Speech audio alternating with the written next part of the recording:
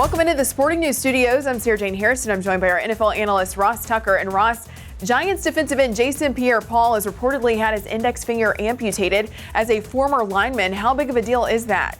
Well, I would tell you that any injury to your hands is a big deal. I mean, football at that level is a hand fight. Not so much in high school, more so in college. You get to the NFL level, those guys are like surgeons with their hands. So much of it is hand fighting between the offensive and defensive linemen.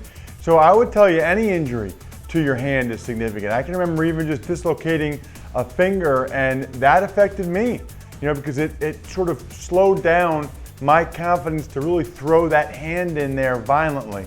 Now the flip side to that is that usually your fingers and your hands are pretty beat up anyway, and you're usually tying, taping a couple fingers together to try to give them greater support, because you don't want to jam fingers, you don't want to dislocate fingers. So maybe you'll put your index and your middle finger together. Maybe you'll tape your ring finger and your pinky together. So because of that, I think he'll be okay.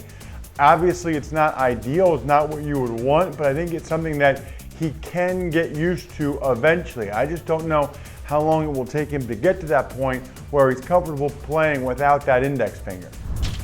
As always, we appreciate the insight, Ross. And for continued NFL coverage, stay right here at sportingnews.com.